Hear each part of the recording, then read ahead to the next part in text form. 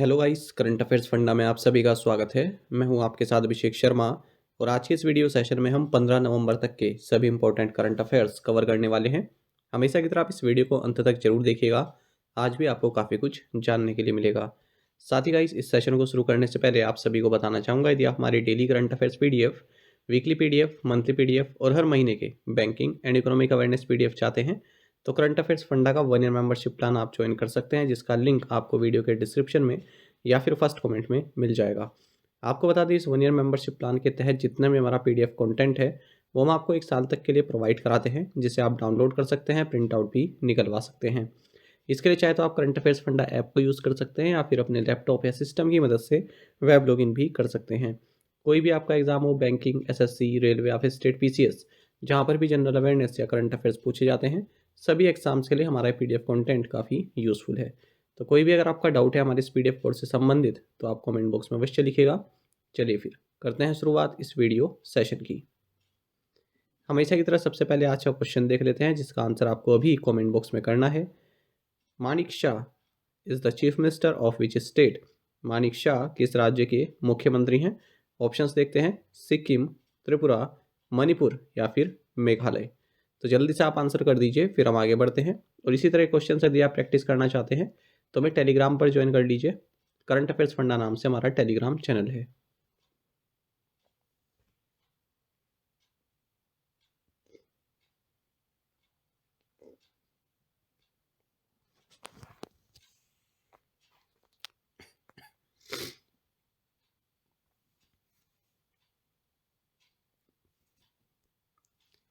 Which former Indian player inducted into the Hall of Fame alongside Arvinda De Silva and Diana Azzurri?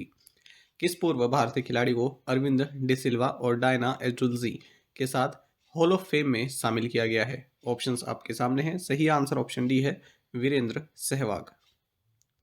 आपको जानना चाहिए, international cricket council यानी कि ICC ने former Indian opener Virender Sehwag को hall of fame में induct किया है और इन्हीं के साथ श्रीलंका की world cup winning hero Aravinda de Silva और former Indian captain Diana Edulji, इनको भी शामिल किया गया है।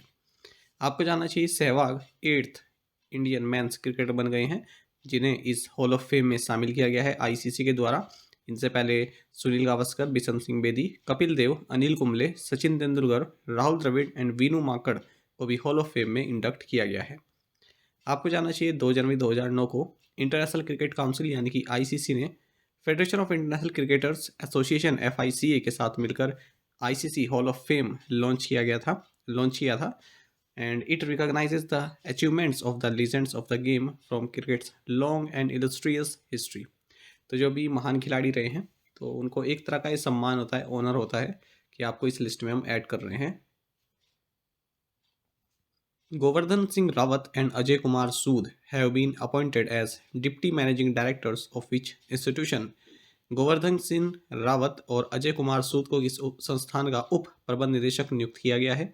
ऑप्शंस आपके सामने हैं और सही आंसर ऑप्शन डी है, नाबार्ड।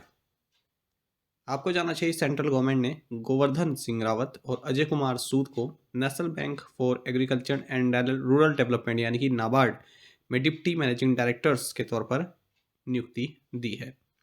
जो मिस्टर रावत है, इनकी अपॉइंटमेंट 5 साल के लिए रहने वाली है और जो मिस्टर सूद है, इनकी अपॉइंटमेंट अगस्त 31, 2027 तक रहेगी। नाबार्ड के बारे में आपको जानना चाहिए कि नाबार्ड की स्थापना 12 जुलाई 1982 को बी शिवरामन कमेटी की सिफारिश पर की गई थी बाय एक्ट 61 1981 ऑफ पार्लियामेंट और इसने agriculture credit department, rural planning and credit sale and agriculture refinance and development corporation, इनको रिप्लेस किया था। अच्छा, एक नैब फाउंडेशन भी है, ये नाबार्ड द्वारा सेटअप किया गया है इसको एज अ सेक्शन 8 कंपनी, जहाँ पर जो नाबार्ड के चेयरमैन है फिलहाल साजी के वी, यही नैब फाउंडेशन के भी चेयरमैन है। और नाबार्ड का हेडक्वार्टर्स आप सभी जानते हैं मुंबई में है। Padmanabha Acharya who passed away recently was the governor of which state? पूछ रहे हैं कि पद्मनाभ आचार्य जिनका हाल ही में निधन हो गया, किस राज्य के राज्यपाल थे? ऑप्शंस आपके सामने है। सही आंसर ऑप्शन सी है, नागालैंड। आपको जानना चाहिए senior BJP leader and former governor of Nagaland Padmanabha Acharya, इनका हाल ही में 92 की एज में निधन हो गया। नागालैंड के अलावा ये त्रिपुरा, आसाम के भी गवर्नर रह चुके हैं, साथ ही मणिपुर एंड अरुणाचल प्रदेश के गवर्नर की रिस्पॉन्सिबिलिटी भी इन्होंने हैंडल की है। और ओबिचुरीज देखेंगे, Oberoi group chairman emeritus Prithviraj Singh Oberoi, इनका हाल ही में निधन हो गया 94 की एज में। साल 2008 में गवर्नमेंट ऑफ इंडिया द्वारा इन्हें पद्म विभूषण, जो कि इंडिया का सेकंड हाईएस्ट सिविलियन ऑनर है, इससे सम्मानित किया था। केदारनाथ अग्रवाल, जो कि बीकानेर वाला ग्रुप के चेयरमैन रहे, इनका हाल ही में 86 की एज में निधन हो गया। वेटरन तेलुगु एक्टर चंद्रमोहन, इनका भी 80 की एज में निधन हो गया है। आपको जानना चाहिए former minister of urban development, technical education and medical education in Uttar Pradesh and the BJP sitting MLA from the Lucknow east constituency Ashutosh Tandon, इनका भी 63 की एज में निधन हो गया है। Which countries are holding Sea Guardian 3 exercise in Arabian Sea? कौन से देश अरब सागर में सी गार्डियन 3 अभ्यास आयोजित कर रहे हैं? ऑप्शंस आपके सामने हैं। सही आंसर ऑप्शन बी है, चाइना एंड पाकिस्तान। आपको जानना चाहिए जो चाइनीज़ एंड पाकिस्तानी नेवीज़ हैं, ये अरेबियन सी में पहुंच चुकी हैं। एक हफ्ते भर की ड्रिल्स यहाँ पर आयोजित कर रही हैं, और मतलब एक तरह का मैरीटाइम पेट्रोल्स ये लोग ऑर्गेनाइज कर रहे हैं। तो कराची के पास, कराची में जो नवल बेस है इनका पाकिस्तान का, तो वहाँ पर आयोजित की जा रही है एक्सरसाइज। इसका नाम है sea guardians 3 exercise. When is the world pneumonia day is observe? विश्व निमोनिया दिवस कब मनाया जाता है? ऑप्शंस आपके सामने है। सही आंसर ऑप्शन ए है, नवंबर 12। आपको जानना चाहिए वर्ल्ड निमोनिया डे, ये हर साल 12 नवंबर को मनाया जाता है। इस बार 2023 में वर्ल्ड निमोनिया डे का थीम है every breath counts, stop pneumonia in its track. आपको जानना चाहिए जो निमोनिया है ये एक इन्फ्लेमेटरी रेस्पिरेटरी डिसऑर्डर है, जो कि बैक्टीरिया, वायरसेस, फंगल इन्फेक्शंस के कारण होता है, जो कि हमारे लंग्स के जो एयर सैक्स हैं या एल्वेओली जिन्हें बोलते हैं, ठीक है, इनको प्रभावित करती है। फ्लूड या फिर पस हमारे एयर सैक्स में जो है हो जाते हैं, जिससे हमारी ब्रीदिंग काफ़ी डिफ़िकल्ट हो जाती है और फैटल भी हो जाता है। निमोनिया बच्चों में काफ़ी हो जाता है जो न्यूबॉर्न होते हैं। What is the forecasted economic growth rate for India according to Morgan Stanley for fiscal year 2024 and 2025? Morgan Stanley के अनुसार फिस्कल ईयर 2024 और फिस्कल ईयर 2025 के लिए भारत की अनुमानित आर्थिक विकास दर कितनी है? सही आंसर ऑप्शन बी है, 6.5%। आपको जाना चाहिए मॉर्गन स्टैनली रिसर्च ने कहा है कि इंडिया की जो इकोनॉमिक ग्रोथ है ये 6.5% रहने वाली है फिस्कल 2024 एंड फिस्कल 2025 में, क्योंकि जो डोमेस्टिक फंडामेंटल्स काफ़ी स्ट्रॉन्ग है। आपको जानना चाहिए कि मूडी इन्वेस्टर सर्विसेज ने भी इंडिया की जो इकोनॉमिक ग्रोथ है वो 6.7% पर जो है रखा है 2023 के लिए। हाल ही में हमने पढ़ा भी था। IMF यानी कि इंटरनेशनल मॉनेटरी फंड ने 2023-24 के लिए अपनी ग्रोथ प्रोजेक्शन 6.3% बताई हुई है। RBI ने 6.5% बताई हुई है फिस्कल 24 के लिए, यानी कि 23-24 के लिए। अच्छा, और जो ये मॉर्गन स्टैनले जिसकी हम बात करें इस क्वेश्चन में, इसने हेडलाइन इन्फ्लेशन बताया भारत में कि फिस्कल 2025 में 4.9% रहेगी, जबकि फिस्कल 2024 में 5.4% रहेगी। Which country has emerged as India's biggest trading partner during the first half of the current financial year? चालू वित्त वर्ष की पहली छमाही के दौरान कौन सा देश भारत का सबसे बड़ा व्यापारिक भागीदार बनकर उभरा? ऑप्शंस आपके सामने है। सही आंसर ऑप्शन ए है, यूनाइटेड स्टेट्स। आपको जानना चाहिए यूनाइटेड स्टेट्स इंडिया का बिगेस्ट ट्रेडिंग पार्टनर बनकर उभरा है ये जो करंट फाइनेंशियल ईयर चल रहा है इसके फर्स्ट हाफ में। हालांकि यूएस के साथ हमारा जो एक्सपोर्ट है, इंपोर्ट है, वो डिक्लाइन हुआ है, फिर भी जो बिगेस्ट ट्रेडिंग पार्टनर है वो यूएस है। तो जो हमारे बीच में बायलेटरल ट्रेड है इंडिया यूएस के बीच में, डिक्लाइन हुआ है 11.3% से, और कितना रहा अप्रैल से सितंबर 2023 के बीच? 59.67 बिलियन यूएस डॉलर का, जबकि अप्रैल से सितंबर 2022 में 67.28 बिलियन यूएस डॉलर का रहा था। यूएस इंडिया का बिगेस्ट ट्रेडिंग पार्टनर रहा 2022-23 में, उसके बाद फिर चाइना रहा। 2022-23 में यूएई भारत का तीसरा लार्जेस्ट ट्रेडिंग पार्टनर रहा, उसके बाद फिर सऊदी अरब, फिर सिंगापुर। ये काफ़ी महत्वपूर्ण डिटेल मैं आपको बता रहा हूँ, आप इसे अलग से नोट भी कर सकते हैं, किसी भी एग्जाम के लिए महत्वपूर्ण होते हैं इस तरह के फैक्ट्स। विच स्टेट्स बेरिनाक टी, बिच्छू बूटी फैब्रिक्स, मंडुआ, जंगोरा, गहत गोट जीआई टैग। किस राज्य की बेरीनाग चाय, बिच्छू, बूटी, कपड़े, मंडुआ, झंगोरा, गहत को जीआई टैग मिला है? सही आंसर ऑप्शन सी है, उत्तराखंड। आपको जाना चाहिए 15 से ज़्यादा प्रोडक्ट्स उत्तराखंड से इन्हें जीआई टैग हाल ही में दिया गया है, जिनमें कि बेरीनाग टी है, बिच्छू बूटी फैब्रिक्स है, मंडुआ है, झंगोरा है, गहत है। और प्रोडक्ट्स अगर हम देखें तो लाल चावल है पुरोला रीजन से, काला भात है, ब्लैक सोयाबीन, माल्टा फ्रूट है, चुलाई है, चुलाई आप सभी जानते होंगे और जिसके लड्डू बनते हैं चुलाई, ठीक है। और बुरांस जूस है, काफ़ी फेमस है बुरांस जूस। और पहाड़ी तूर दाल है, और लिखाई और वुड कैरविंग्स है, नैनीताल मोमबत्ती है, रंगवाली पीछे ऑफ कुमाऊँ है, रामनगर नैनीताल लीचीज़, रामनगर की पीचेस, चमोली की वुडन रामान मास्क, ये काफ़ी महत्वपूर्ण है, अल्मोड़ा की राखोरी मिर्चीज, ठीक है। इन सभी को जीआई टैग मिला है। Which of the following will be the opening film at 54th International Film Festival of India to be held in Goa from November 20 to 28? 20 से 28 नवंबर तक गोवा में आयोजित होने वाली 54वें भारतीय अंतर्राष्ट्रीय फिल्म महोत्सव में निम्नलिखित में से कौन सी फिल्म ओपनिंग फिल्म होगी? ऑप्शंस आपके सामने है। सही आंसर ऑप्शन ए है, कैचिंग डस्ट। देखिए, आपको जाना चाहिए ब्रिटिश फिल्म है कैचिंग डस्ट।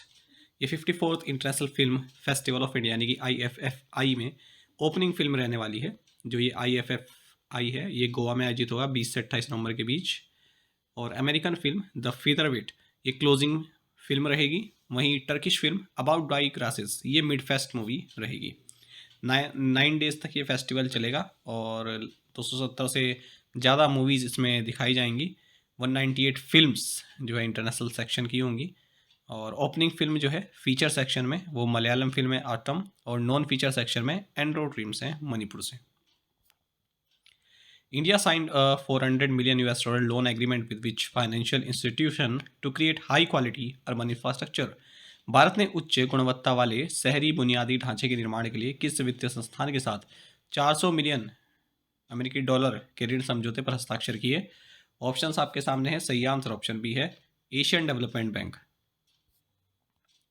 देखिए, भारत ने एशियन डेवलपमेंट बैंक के साथ $400 million policy based loan agreement sign किया है, जिसके तहत हाई क्वालिटी अर्बन इंफ्रास्ट्रक्चर बनाया जाएगा, सर्विस डिलीवरी को इम्प्रूव किया जाएगा और जो गवर्नेंस सिस्टम है उसको एफिशिएंट बनाया जाएगा। ADB की अगर हम बात करते हैं, हेडक्वार्टर्स मनीला फिलीपींस में है। स्थापना 19 दिसंबर 1966 को हुई थी। सन याद रखिएगा 1966। प्रेसिडेंट है मात्सुओ असाकावा।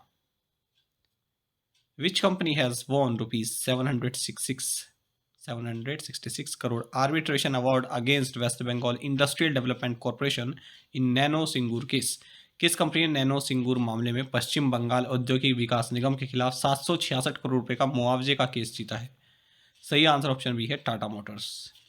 आपको जाना चाहिए ऑटोमेकर टाटा मोटर्स ने एक आर्बिट्रल प्रोसीडिंग्स को जीत लिया है, जो कि West Bengal industrial development corporation के अगेंस्ट इन्होंने फाइल की थी।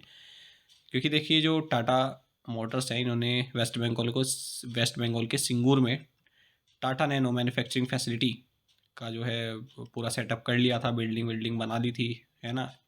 काफ़ी पैसा भी लगा दिया था, पर उसके बाद इन्हें वहाँ से हटना पड़ा विरोध के बाद, क्योंकि और कैपिटल इन्वेस्टमेंट इनका काफ़ी हो चुका था, तो वो सब लॉस हुआ।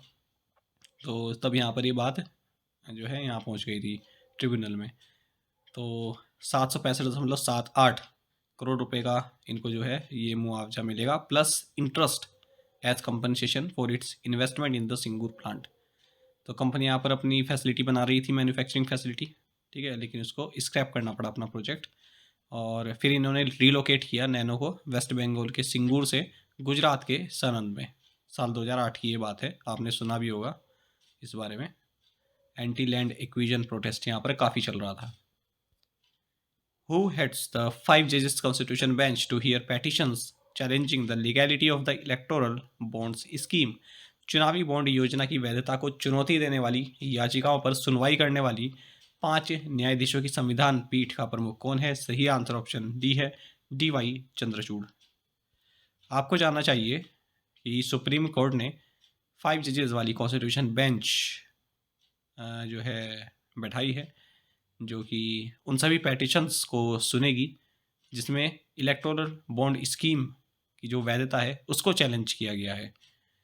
ठीक है, अच्छा, तो chief justice of India DY Chandrachud इस बेंच को हेड कर रहे हैं। इनके साथ justice Sanjeev Khanna, BR Gavai, JV Pardiwala और मनोज मिश्रा भी होंगे। इलेक्टोरल बॉन्ड्स आप सभी जानते हैं कि कोई भी कंपनी है या इंडिविजुअल है भारत में, वो SBI की ऑथराइज्ड ब्रांच से इनको बाय कर सकता है। इस तरह के बॉन्ड्स जो हैं 1000, 10,000, 1 लाख, 10 लाख, 1 करोड़ इनके मल्टीपल्स में अवेलेबल रहते हैं। और कोई भी KYC कंप्लाइंट अकाउंट धारक जो है इसको ले सकता है और पॉलिटिकल पार्टी को डोनेट कर सकता है। बाद में पॉलिटिकल पार्टी इन बॉन्ड्स को कैश करा लेती है। जो नेम है या फिर और भी डिटेल्स है जो डोनर्स के, वो इस पर नहीं जो है लिखे जाते हैं। ठीक है, तो एनोनिमस डोनेशन होती है ये। अच्छा, कोई कैप भी नहीं है इस पे कि कितने इलेक्ट्रोल बॉन्ड्स आप खरीद सकते हैं, आप कितने भी खरीद सकते हैं। इससे पहले जब ये स्कीम आई थी ना, तो इससे पहले क्या था, जब तक ये स्कीम नहीं आई थी उससे पहले क्या किस तरह से डोनेशन होता था, जो पॉलिटिकल पार्टीज़ है, ठीक है, जो 20,000 से ज़्यादा के डोनेशन दे रहे हैं, तो उनको सभी जो डोनेशन है वो पब्लिक करना पड़ता था। ठीक है, और कोई कंपनी है उसका टोटल रेवेन्यू है तो उसके रेवेन्यू के 10% ज़्यादा आप डोनेट नहीं कर सकते थे। हर एक पॉलिटिकल पार्टी जो कि रिप्रेजेंटेशन एक्ट की जो सेक्शन 29A है, इसके तहत जो रजिस्टर्ड है पॉलिटिकल पार्टी और जिसने कम से कम 1% वोट्स हासिल किए हैं, जो हाल ही में लोकसभा या स्टेट इलेक्शन हुए हैं, ठीक है, वो इस तरह की डोनेशन ले सकते हैं। तो उनको अकाउंट भी प्रोवाइड कराया जाता है इलेक्शन कमीशन ऑफ इंडिया के द्वारा, एक वेरीफाइड अकाउंट जिसमें ये पैसा जाता है। अच्छा, और 15 दिन के अंदर पैसा जो है भेज दिया जाता है पार्टीज़ के अकाउंट में।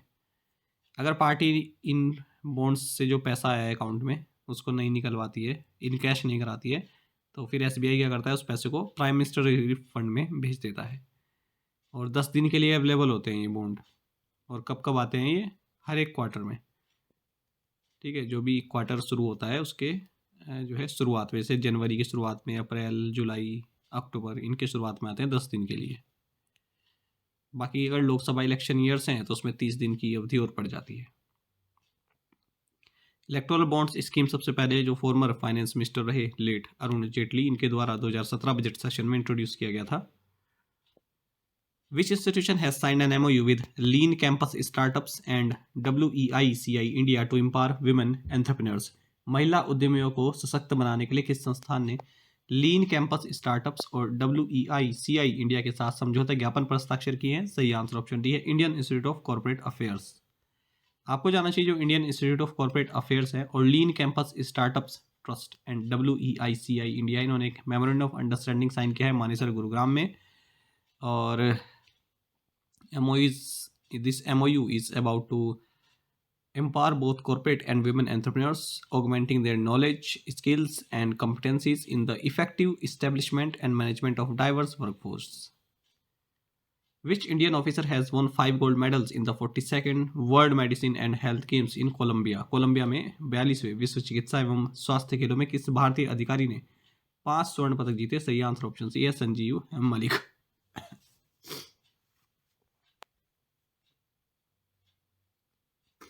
आपको जानना चाहिए कि army medical corps officer lieutenant colonel Sanjeev Malik, इन्होंने इतिहास रच दिया है और 5 गोल्ड मेडल्स इन्होंने जीते हैं 42nd world medicine and health games Colombia में। फिलहाल ये न्यू दिल्ली में राष्ट्रपति भवन में प्रेसिडेंट्स बॉडीगार्ड के तौर पर पोस्टेड हैं, देख सकते हैं आप इनको।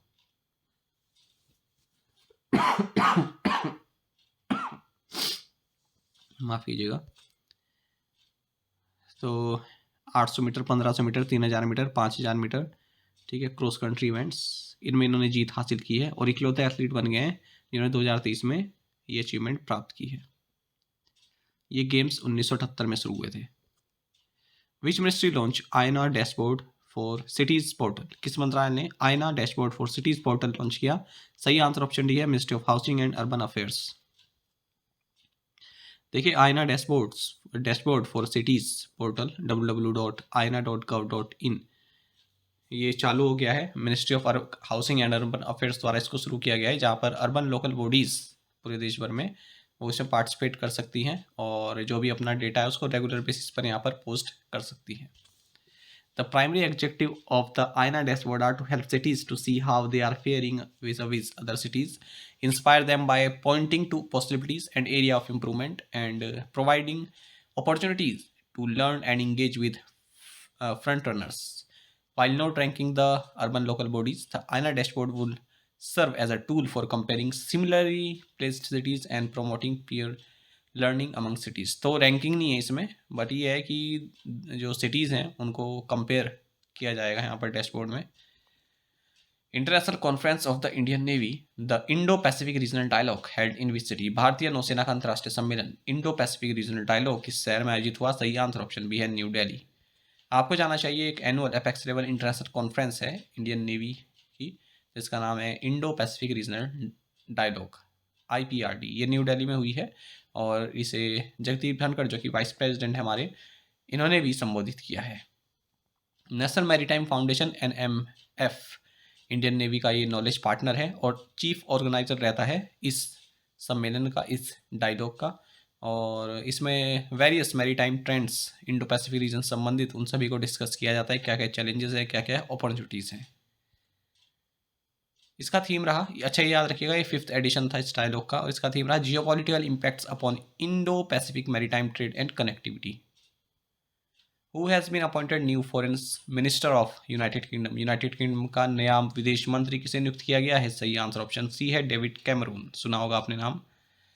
देखिए, British prime minister Rishi Sunak, इन्होंने secretary of state for home department स्वेला Braverman, इनको सैक कर दिया है क्योंकि वहाँ पर कुछ यूके में प्रो पैलेस्टीनियन प्रोटेस्ट हो रहे थे, उस पर पुलिस वालों ने थोड़ा जो है सख्ती दिखा दी, तो उसकी इन्होंने निंदा की, इस वजह से जो है इनको हटा दिया गया।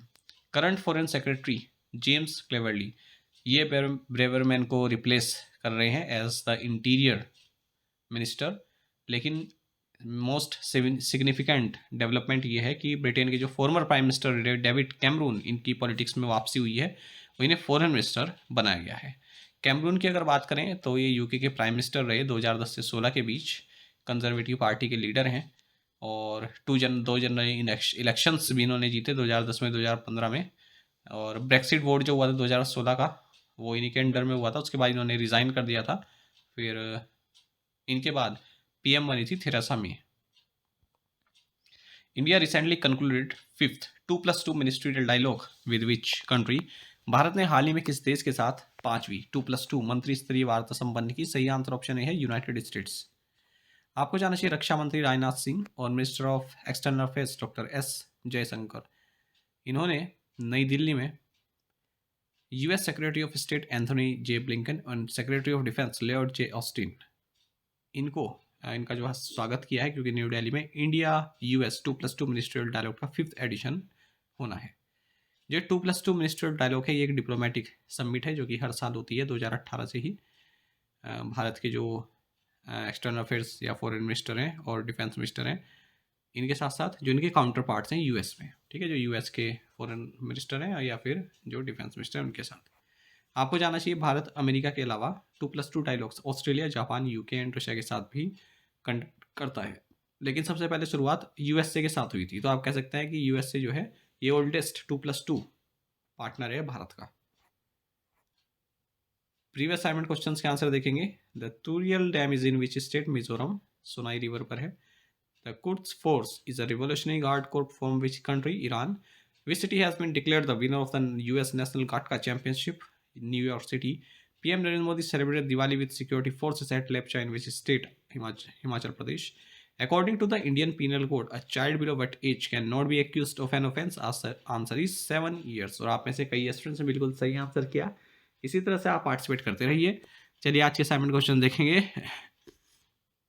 India's tallest dam Tehri dam is in which state? Who was conferred with 19th कलाकार पुरस्कार award? Which country will invest $553 million in Adani's Sri Lanka port terminal project? Which spacecraft of NASA discovered tiny moon around asteroid Dinkinesh during close flyby? Which country is the world's 4th largest refiner and world third largest crude oil consumer? इन पांचों questions के answer आपको comment box में देने हैं। यदि आपको एक क्वेश्चन का आंसर भी आता है तो वो भी आप हमें कमेंट बॉक्स में अवश्य बताइएगा। ज़्यादा से ज़्यादा संख्या में पार्टिसिपेट करने की कोशिश किया कीजिए। साथ ही करंट अफेयर्स फंडा को आप टेलीग्राम पर भी ज्वाइन कर सकते हैं। यहाँ पर रेगुलर वीडियो अपडेट्स और करंट क्विज़ हम आप सभी के लिए डालते रहते हैं। साथ ही डिस्कशन ग्रुप में आप किसी भी क्वेश्चन का सोल्यूशन पा सकते हैं। दोस्तों, हमारे करंट अफेयर्स की प्लेलिस्ट दी गई है, इसको आप जरूर देखें। अपने दोस्तों के साथ, फैलो एस्पिरेंट के साथ हमारे करंट अफेयर्स को आप शेयर जरूर करें। आज का ये सेशन आपको कैसा लगा आप कमेंट बॉक्स में अवश्य बताइएगा। Thank you guys.